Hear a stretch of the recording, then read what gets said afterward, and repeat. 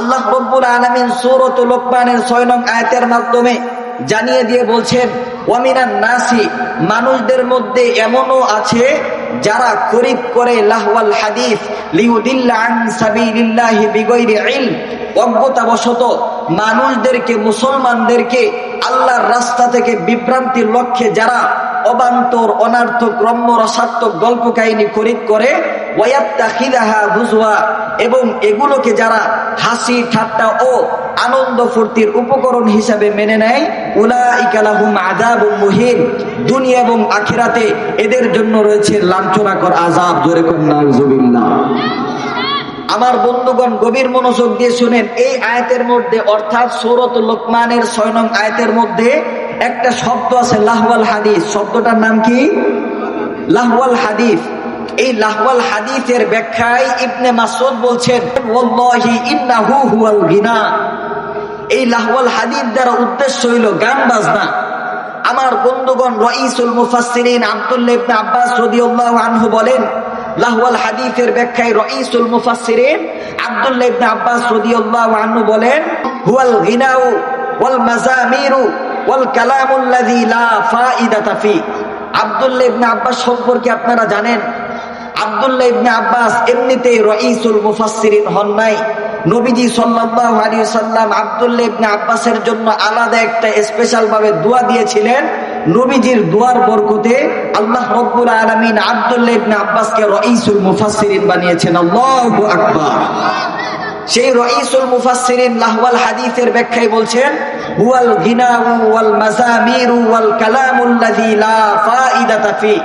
লাহওয়াল হাদিস দ্বারা উদ্দেশ্য হইল হুয়াল গিনা, গান, ওয়াল মাযামির, মিউজিক, বিভিন্ন বাদ্যযন্ত্র, ওয়াল কালামুল্লাযী লা ফায়দাতা ফি, এমন অনার্থক রম্য রসাত্মক গল্প কাহিনী, লা ফায়দাতা ফি, যার মধ্যে বিন্দু মাত্র ফায়দা নাই। আওয়াজ দিয়ে বলেন ঠিক কিনা। আমার বন্ধুগণ, উপরোক্ত আয়াত, উপরোক্ত হাদিস এবং এই আয়াতের ব্যাখ্যা বিশ্লেষণ থেকে সুস্পষ্টভাবে জানা গেল গান বাজনা হালাল নাকি হারাম। আরেকটু জোর আওয়াজ দিয়ে বলেন, গান বাজনা হালাল নাকি হারাম। আরেকটু জোর আওয়াজ দিয়ে বলেন, গান বাজনা হালাল নাকি হারাম। আরেকটু জোর আওয়াজ দিয়ে বলেন আল্লাহু আকবার। আরেকটু জোর আওয়াজ দিয়ে বলেন আল্লাহু আকবার। আমার বন্ধুগণ, গভীর মনোযোগ সহকারে শুনেন, ভিন্ন দিকে নজর দিয়েন না। এবার আসেন সূরাতুল লোকমানের 6 নং আয়াতের শানে নজুল শুনেন। ইসলামের শুরুর জামানায় যখন আল্লাহ রাসূল সাল্লাল্লাহু আলাইহি ওয়াসাল্লাম একেবারে নীরবে নিবৃত্তে আল্লাহর বাণী নিজে পড়তেন এবং সাহাবায়ে কিরামকে শোনাইতেন, ওই সময়ে মুশরিকদের মধ্য হতে এখনো যারা ঈমান আনেনি, ইসলামে দীক্ষিত হয়নি, এরাও নবীজির মুবারক জবান থেকে আল্লাহর বাণী লুকায় লুকায় গোপনে গোপনে শুনত। আল্লাহু আকবার। মুশরিক বেঈমানরাও নবীজির মুবারক জবান থেকে আল্লাহর বাণী লুকায় লুকায় গোপনে গোপনে শুনতো, শুনে ঈমান এনে ফেলতো। ফলে মক্কার মুশরিক বেঈমানরা এটাকে নিজেদের জন্য বিপজ্জনক মনে করলো এবং এর মোকাবেলায় এক বিপরীত ব্যবস্থা নিল। সেটা কি? গান বাজনার আয়োজন করলো, রম্য রসাত্মক গল্প কাহিনীর আয়োজন করলো।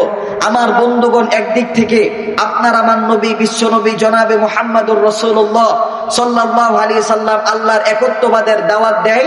আল্লাহর একত্ববাদের দাওয়াত দিতে গিয়া মানুষদেরকে আল্লাহর বাণী শোনায়, জান্নাত জাহান্নামের গল্প শোনায়, আদ ও সামুদ জাতির গল্প শোনায়। এগুলো শোনার জন্য মানুষ নবীজি সাল্লাল্লাহু আলাইহি সাল্লামের দরবারে যায়। আর মক্কার মুশরিক বেঈমানরা এই বিষয়টা দেখে নিজেদের জন্য বিপজ্জনক মনে করলো এবং এর মোকাবেলায় এক বিপরীত ব্যবস্থা নিল। সেটা হইল গান বাজনার আয়োজন করলো, রম্য রসাত্মক গল্প কাহিনীর আয়োজন করলো, যাতে এই মানুষগুলো নবী মুহাম্মদের দরবারে আর না যায়। আমার বন্ধুগণ, গভীর মনোযোগ দিয়ে শুনেন, ওই সময়ে মক্কার একজন বিশিষ্ট ব্যবসায়ী নজর বিন হারেস, নাম কি? আরেকটু জোর আওয়াজ দিয়ে বলেন, নাম কি? নজর বিন হারেস। এই নজর বিন হারেস বড় বুদ্ধিমান। বুদ্ধি করে ইরান থেকে বড় বড় রাজা বাদশাদের গল্প কাহিনী খরিদ করে আনলো। অপর আরেক বর্ণনায় আছে, ইরান থেকে একজন সুন্দরী যুবতী রমণী, খুব আকর্ষণীয়, ভালো গায়, এমন একজন নর্তকী গায়িকা খরিদ করে আনলো। দেশে ফিরে মানুষদেরকে দাওয়াত দিল, ডাক দিয়ে বলল, নবী মুহাম্মদ একজন গণ নবী মুহাম্মদ একজন জাদুকর। জোরে কোন নাউজুবিল্লাহ। মুসলমান বন্ধু, ভিন্ন দিকে নজর দিবেন না গো। নজর বিন হারেস ইরান থেকে বড় বড় রাজা বাদশাদের গল্প কাহিনী খরিদ করে আনলো। দেশে ফিরে মানুষদেরকে দাওয়াত দিল, ডাক দিয়ে বলতেছে, আপনারা নবী মুহাম্মদের দরবারে আর যাইবেন না। নবী মুহাম্মদ একজন গণক, নবী মুহাম্মদ একজন জাদুকর, নবী মুহাম্মদ আপনাদেরকে ভুলভাল বুঝায়, আদো সামুদ জাতির গল্প শোনায়। নবী মুহাম্মদ আপনাদেরকে ভুলভাল বুঝায়, আপনারা নবী মুহাম্মদের দরবারে যাইবেন না গো। নবী মুহাম্মদ আপনাদেরকে যা শোনায় এর থেকে রম্য রসাত্মক গল্প কাহিনী আমি আপনাদেরকে শোনাবো। অমুক দিন অমুক স্থানে আমার দরবারে যাইবেন, আমার বাড়িতে যাইবেন গো। ওই দিন আমি আপনাদেরকে রম্য রসাত্মক গল্প কাহিনী শোনাবো। আপনারা নবী মুহাম্মদের দরবারে যাইবেন না। নজর বিন হারিস গোটা এলাকাবাসীর মধ্যে এমন করে দাওয়াত দিল, মুসলমান বন্ধু ভিন্ন দিকে নজর দিবেন না গো। এই নজর বিন হারিস যখন এমন করে গোটা এলাকাবাসীর মধ্যে দাওয়াত দিল, সেই নির্ধারিত দিন এসেই গেল, নির্দিষ্ট দিন এসেই গেল। এলাকার যুবক মুরব্বীরা সেই নির্ধারিত দিনে নির্দিষ্ট স্থানে উপস্থিত হইল, সমাবেত হইল, ভিড় জমাইল। মুসলমান বন্ধু, যখন সকল মানুষ নজর বিন হারেসের ডাকে সাড়া দিল, নজর বিন হারেস দাওয়াত দিছিল যেন নজর বিন হারেসের বাড়িতে এই সকল মানুষ আসে। এই মুসলমান বাবাজি সেই নির্ধারিত দিনে এলাকার সকল মানুষ নজর বিন হারেসের ডাকে সাড়া দিল। নজর বিন হারেসের ডাকে সাড়া দিয়ে উপস্থিত হইল, সমাবেত হইল। নজর বিন হারিস ওই ভরপুর মজলিসের মধ্যে, বড় মজবার মধ্যে ডাক দিয়ে বলতেছে, আগে আপনারা নবী মুহাম্মদের দরবারে যাইতেন, এখন থেকে আপনারা নবী মুহাম্মদের দরবারে যাইবেন না। এখন থেকে আপনারা সকলে আমার দরবারে আসবেন।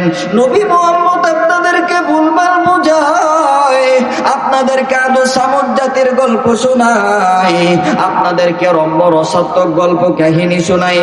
এই জন্য বলে নবী মুহাম্মদ যেটা শোনায় এর থেকে রম্য রসাত্মক আরো মজাদার গল্প কাহিনী আমি আপনাদেরকে শোনাবো। এই জন্য আপনারা সকলে এখানে আসবেন।